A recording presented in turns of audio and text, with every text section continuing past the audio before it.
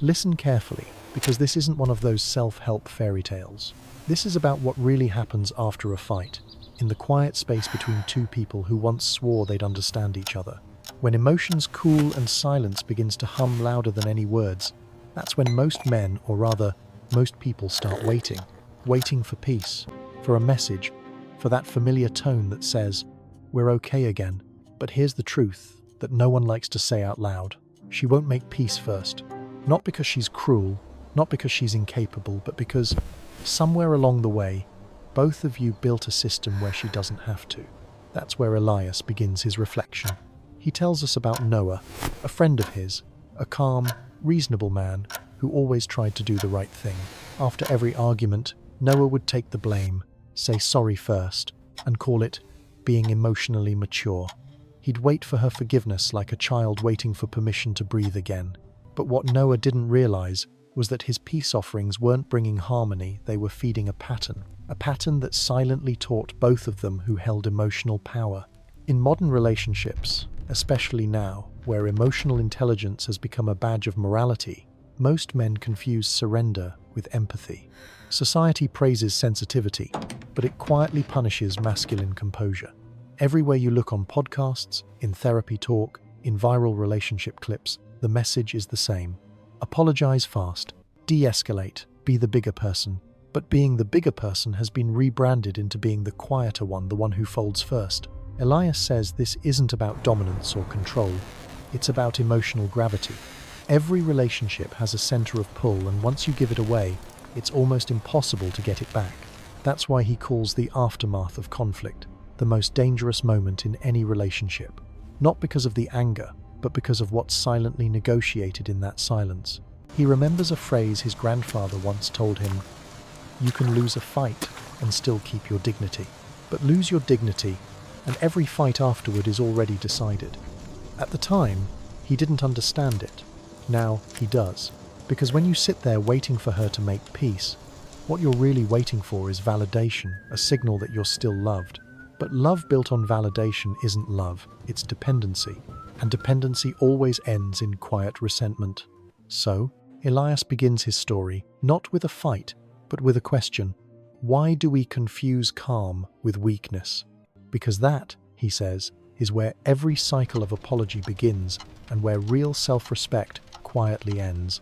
Elias remembers his own younger years, the years when he believed that peace was something you could buy with an apology. Back then, he was 28, dating a woman named Mara. Sharp, magnetic, the kind of person who could silence a room just by walking into it. Every time they fought, no matter how small the disagreement, Elias would fold first. Forgot to text back? Sorry. Late to dinner? Sorry. Didn't read her mood right? Sorry. He thought that was what love meant, being considerate, keeping things smooth, making her smile again. He thought apologizing quickly was what good men did, and for a while, it worked. After every apology came forgiveness, affection, the illusion of harmony. But slowly, something started to rot beneath the surface. The fights got pettier, stranger, as if peace itself needed to be disrupted just to feel real again. Mara started finding offense in the smallest things, a look, a word, a delay. And Elias couldn't understand why his constant kindness seemed to be breeding more conflict, not less. What he didn't know then was that every apology had become a signal, a cue that her emotions could command his behavior.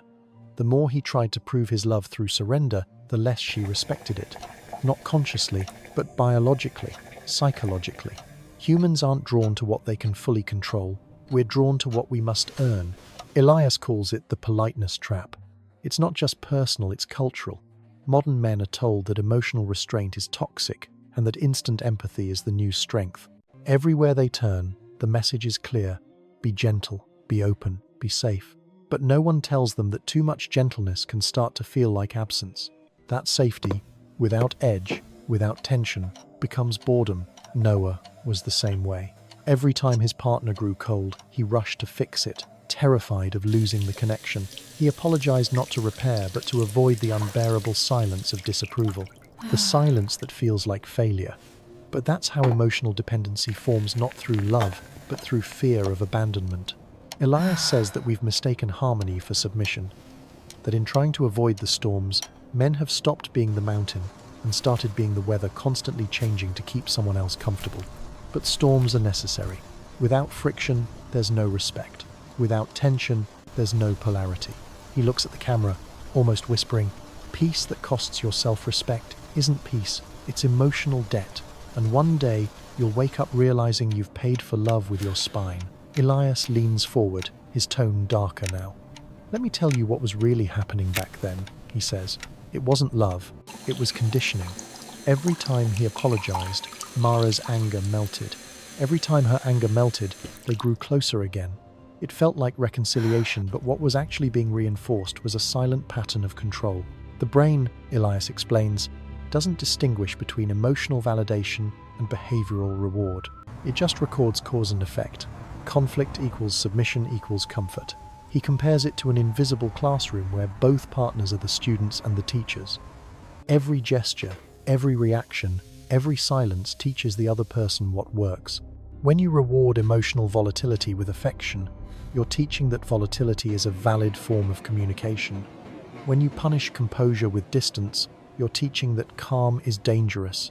Over time, it forms a feedback loop. He calls it the training loop. And in today's hyper-connected world, that loop has gone viral. The algorithmic nature of relationships, Instagram stories, status updates, emotionally charged posts, has made attention itself the new currency of affection. People have learned to dramatize emotion because online, the louder your pain, the more empathy you get. So why would that same logic not spill into real life? Mara wasn't malicious. She was simply doing what worked. Each time Elias rushed to comfort her, he was confirming her subconscious belief. If I escalate, I receive closeness. And in a strange way, he felt the same reward too. His brain associated her tears, her silence, her volatility with emotional intensity. Conflict made him feel alive because it ended with reconnection. That's how two people can become addicted to chaos while still calling it love. Elias says most couples today live like this, trapped in emotional loops designed by their own nervous systems. You fight, you apologize, you reconnect, you post a smiling photo and call it progress. But beneath that cycle is something far more dangerous, the illusion of growth without actual change. He gestures at the invisible air between his hands.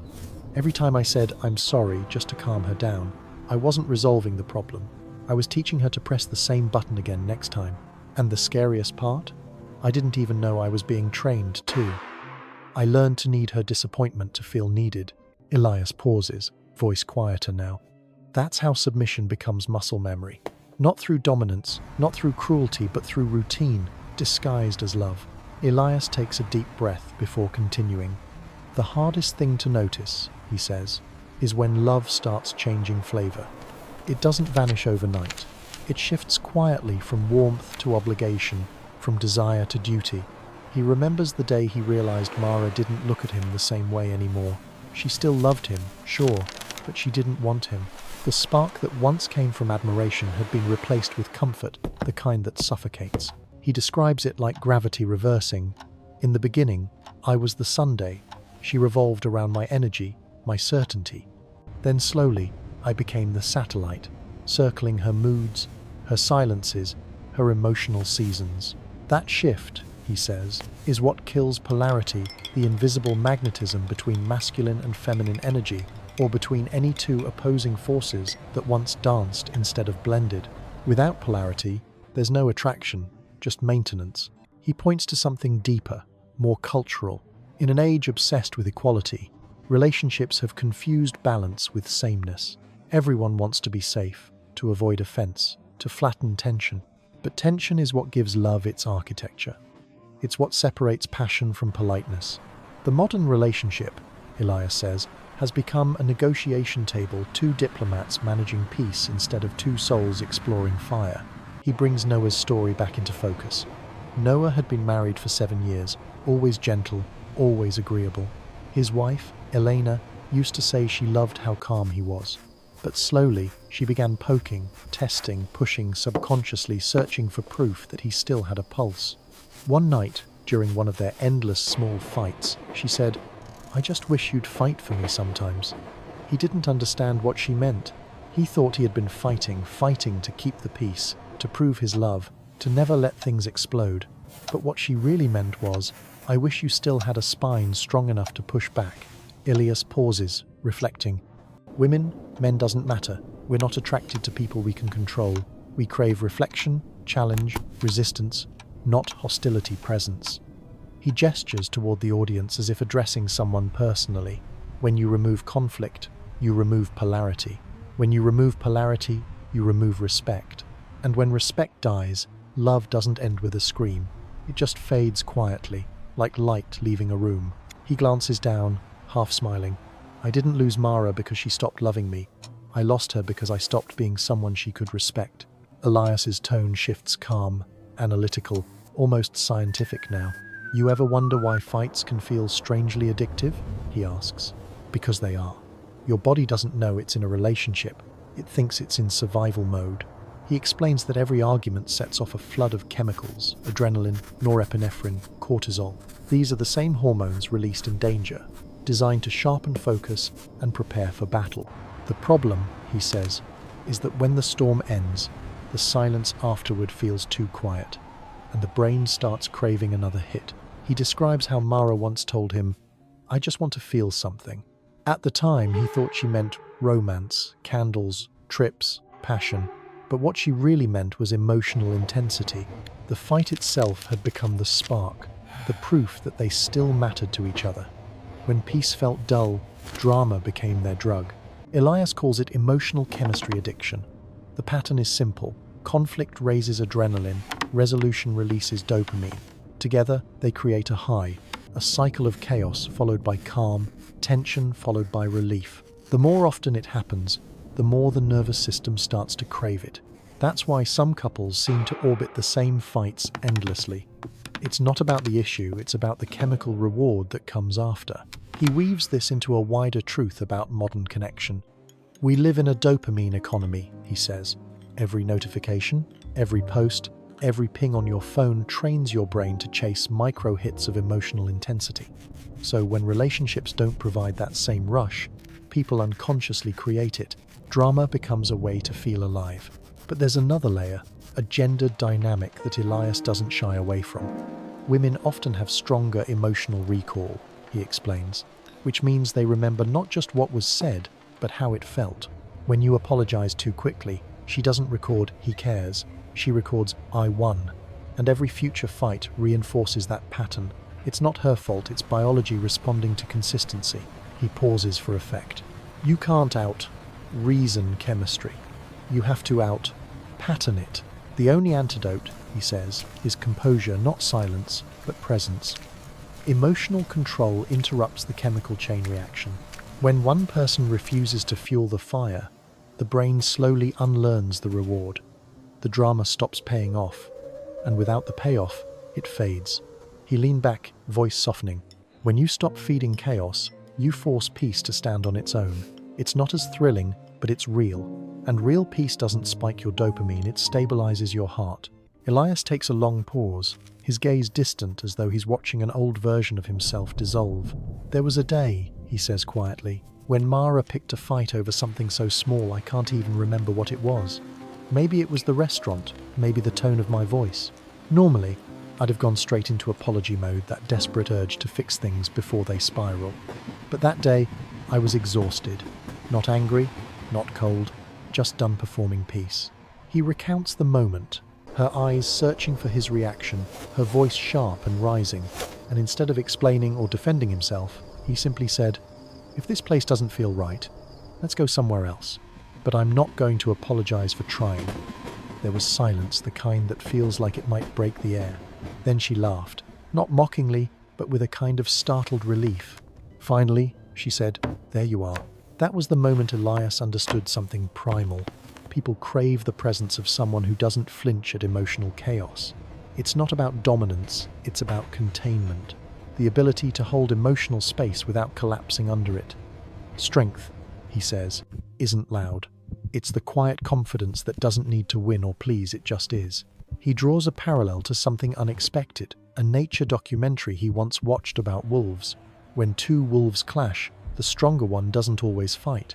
He waits, watches, decides whether the challenge is real or just noise. His calmness alone often settles the pack.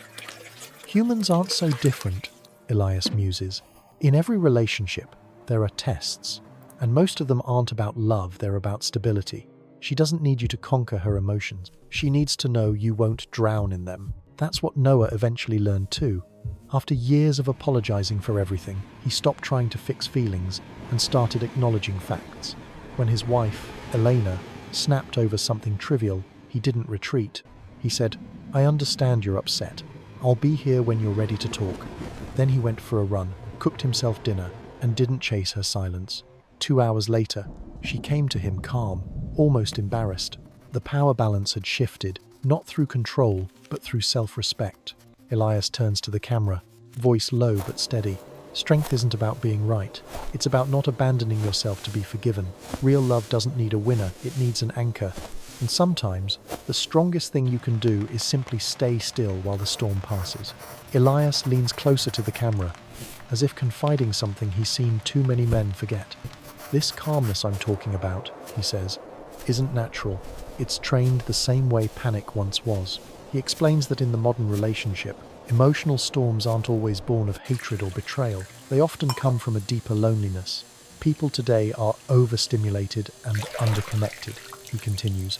We've traded emotional safety for emotional spectacle. The calm man looks boring until the chaos exhausts you. He recalls Noah telling him one night after the divorce, "I did everything right. I said sorry. I kept the peace." Why wasn't that enough? Elias answered simply, "Because peace earned through surrender isn't peace, it's paralysis."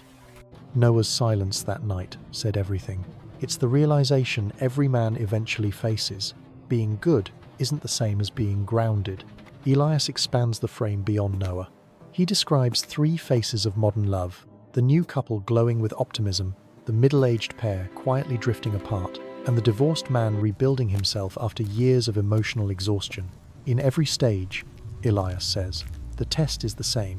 Can you hold your center when the other person loses theirs? He weaves in research he once read about how the nervous system of one partner can regulate the others. When one person stays calm, heart rate and breathing synchronize, and emotions stabilize. It's not magic, he says, it's biology. Composure is contagious. But in today's world, where instant emotion is rewarded, online outrage, public vulnerability, constant validation, calmness feels almost alien. Elias describes it as the new rebellion, the quiet man who doesn't panic, doesn't over-apologize, doesn't explain every breath. He's the rare presence that can absorb chaos without reflecting it back. And in that stillness, respect begins to grow again. Not admiration, Elias clarifies. Respect the kind that reawakens attraction, the kind that whispers, "I can trust you to stay when things get ugly." He glances to the side, remembering something.